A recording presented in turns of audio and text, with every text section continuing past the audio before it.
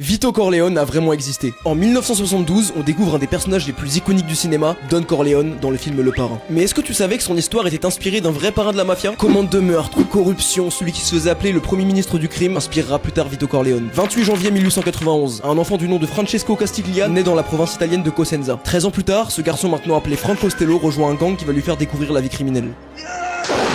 Il va passer 10 mois en prison pour port d'armes, et c'est à sa sortie que tout change. S'il veut devenir un parrain, il doit user de son intelligence plutôt que de sa violence. Et c'est ça qui le rendra unique face aux autres mafieux. Frank Costello, il rejette la violence au point de ne plus porter d'armes à feu. Et après des mois de prison, il rencontre Lucky Luciano avec qui il va s'associer. 13 ans plus tard, Lucky Luciano devient le chef suprême de la mafia, et Frank Costello devient son conseiller. Le rôle principal de Frank, installer 25 000 machines à sous illégales partout dans New York, générant environ 25 millions de dollars par an. Sauf que, en 1936, Lucky Luciano prend plus de 30 ans de prison, donc Costello est obligé de reprendre son rôle de parrain. Une sorte de parrain de la paix, puisqu'à partir du moment où il passe aux commandes, la mafia new-yorkaise n'a jamais été aussi tranquille. Il en profite pour développer ses activités illégales de casino, et parvient même à corrompre des politiciens et les services judiciaires, faisant de lui le prince de la ville. J'ai beaucoup d'amis dans la politique. Sauf qu'à ce moment-là, un homme politique, un certain Estes Kefauver, s'intéresse au crime organisé aux États-Unis et invite Frank Costello à témoigner en public devant le Congrès.